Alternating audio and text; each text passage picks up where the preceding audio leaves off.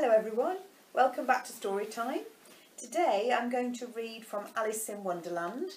You need to have heard the other parts before you hear this one. This is the start of chapter 5. So it's chapter 5 part 1, Advice from a Caterpillar. And what's just happened is that Alice was in the White Rabbit's house, she got stuck inside it and then ended up getting out by eating some small cakes. She's rushed off into the forest where she's just found a caterpillar sitting on top of a mushroom. Advice from a Caterpillar. The caterpillar and Alice looked at each other for some time in silence. At last the caterpillar took the hookah out of its mouth and addressed her in a languid, sleepy voice. "Who are you?" said the caterpillar. This was not an encouraging opening for a conversation. Alice replied rather shyly, I hardly know, sir, just at present. At least I know who I was when I got up this morning, but I think I must have changed several times since then." "What do you mean by that?" said the caterpillar sternly. "Explain yourself." "I can't explain myself, I'm afraid, sir," said Alice, "because I'm not myself, you see." "I don't see," said the caterpillar. "I'm afraid I can't put it more clearly," Alice replied very politely, "for I can't understand it myself, to begin with, and being so many different sizes in a day is very confusing." "It isn't," said the caterpillar. "Well, perhaps you haven't found it so yet," said Alice, "but when you have to turn into a chrysalis, you will some day, you know, and then after that into a butterfly, I should think you'll feel a little strange yourself, won't you?" "Not a bit," said the caterpillar. "Well, perhaps your feelings may be different," said Alice.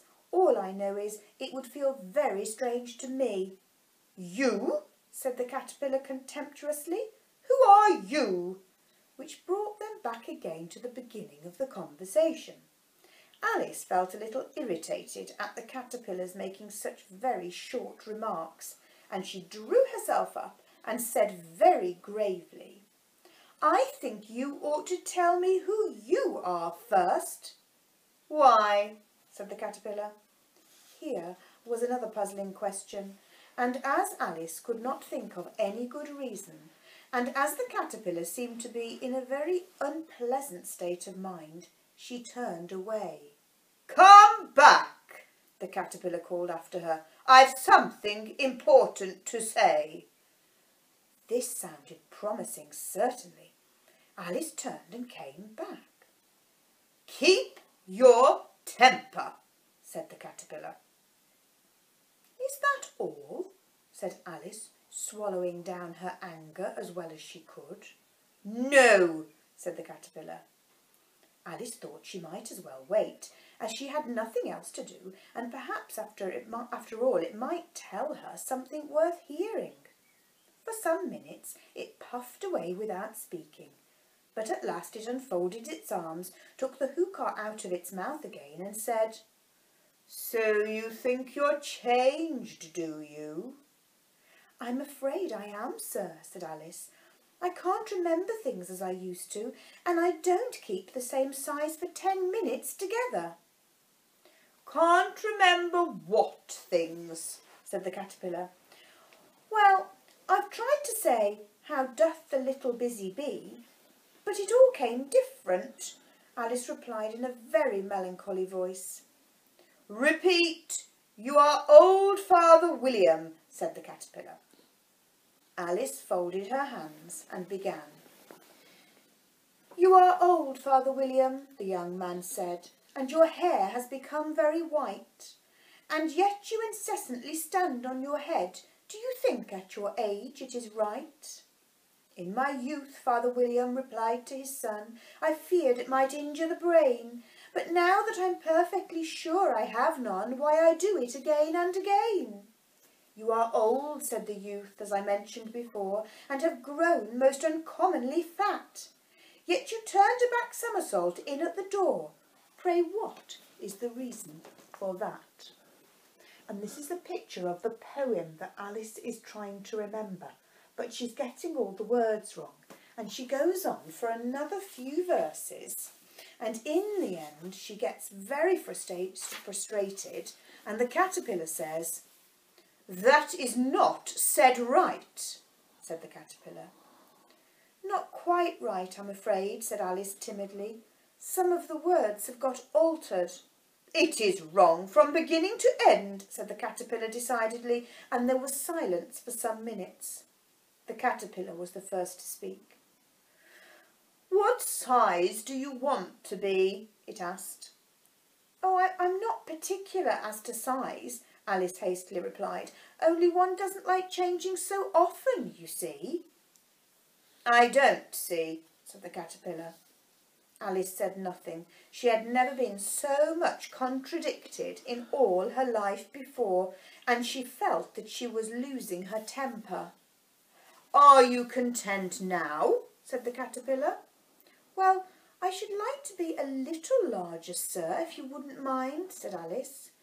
3 inches is such a wretched height to be." "It is a very good height indeed," said the caterpillar angrily, rearing itself upright as it spoke. It was exactly 3 inches high. "But I'm not used to it," pleaded poor Alice in a piteous tone, and she thought to herself, "I wish the creatures wouldn't be so easily offended." "You'll get used to it in time," said the caterpillar, and it put the hookah into its mouth and began smoking again. This time Alice waited patiently until it chose to speak again. In a minute or two the caterpillar took the hookah out of its mouth and yawned once or twice and shook itself. Then it got down off the mushroom and crawled away into the grass, merely remarking as it went, "One side will make you grow taller, and the other side will make you grow shorter." "One side of what? The other side of what?" thought Alice to herself. "Of the mushroom," said the caterpillar, just as if she'd asked it aloud, and in another moment it was out of sight. Alice remained looking thoughtfully at the mushroom for a minute, trying to make out which were the 2 sides of it, and as it was perfectly round, she found this a very difficult question. However, at last she stretched her arms around it as far as they would go and broke off a bit of the edge with each hand. "And now, which is which?" she said to herself, and nibbled a little of the right-hand bit to try the effect. The next moment she felt a violent blow underneath her chin. It had struck her foot. She was a good deal frightened by this very sudden change, and she felt that there was no time to be lost, as she was shrinking rapidly, so she set to work at once to eat some of the other bit. Her chin was pressed so closely against her foot that there was hardly room to open her mouth, but she did it at last and managed to swallow a morsel of the left-hand bit. And that's the first part of chapter 5, and I'm going to read the second part in a moment, so you might be able to enjoy that straight after this one. Thank you for joining me for this chapter. I'll see you again another story time. Bye bye for now.